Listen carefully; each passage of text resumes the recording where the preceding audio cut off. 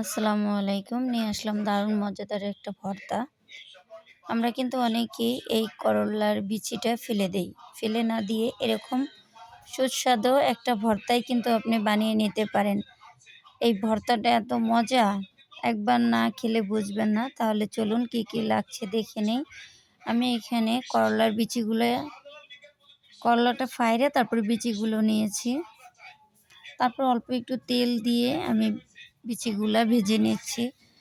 আপনারা চাইলে এখানে সরিষার তেলটা দিতে পারেন, আর অবশ্যই সরিষার তেলটা দেওয়ার চেষ্টা করবেন যদি হাতের কাছে থাকে তাহলে। আর যদি হাতের কাছে সরিষার তেল না থাকে তাহলে কোনো সমস্যা নেই, সয়াবিন তেল দিয়েও ভর্তাটা বানিয়ে নিতে পারবেন।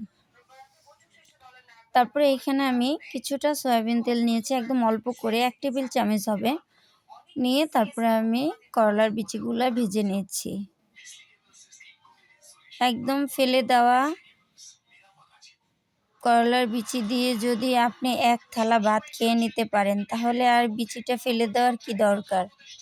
এরকম সুন্দরভাবে একটা রেসিপি তৈরি করে ফেলবেন, দেখবেন আপনার পছন্দের পোলাপান বলেন, বড়রা বলেন, যাকেই বলেন সবাই দেখবেন খুব পছন্দ করে এই ভর্তাটা ভাত খেয়ে নেবেন এই ভর্তা দিয়ে। আমাদের বাসায় খুব পছন্দ করে, তাই ভাবছি আপনাদের সাথেও একটু শেয়ার করি। ভর্তা খাবার পছন্দ করে না এমন লোক খুঁজে পাবেন না। কারণ ভর্তা হলে দেখবেন আপনার ভাত খেতে ইচ্ছা না করলেও মনে হবে যে একটু ভাত খেয়ে নিই, ভর্তা আছে।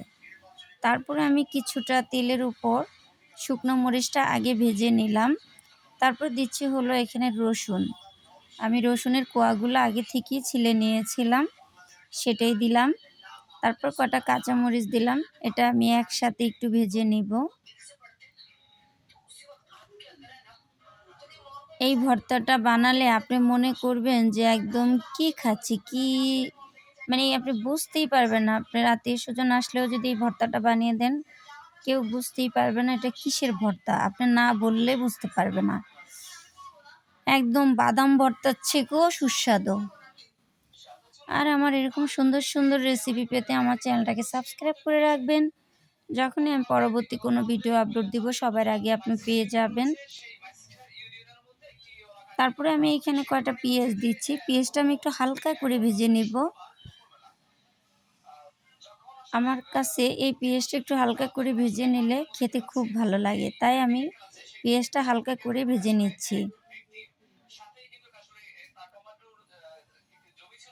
আমি এই ভর্তাটা ব্লেন্ডারে ব্লেন্ড করে নেব।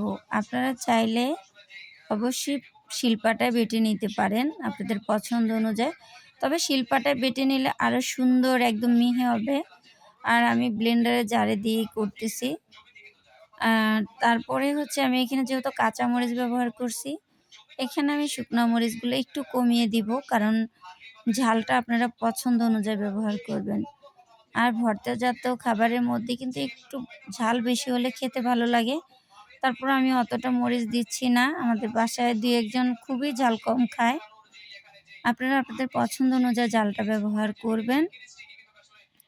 আরেকটা কথা, এখানে ব্লেন্ডারের জারে যখন দিবেন কিছুতেই কিন্তু এখানে পানি দেওয়া যাবে না। পানি দিলে ভর্তার টেস্টটা নষ্ট হয়ে যাবে। তারপর স্বাদ অনুযায়ী দিচ্ছি লবণ। আপনি যেহেতু পেঁয়াজটা হালকা করে ভেজে দিয়েছেন তাহলে দেখবেন আপনার ব্লেন্ডারে করতে একটু অসুবিধা হবে না। আমি এরকম ব্লেন্ডারে ঝাড়ের থেকে নামিয়ে তারপরে দেখালাম, দেখুন কত সুন্দর হয়েছে।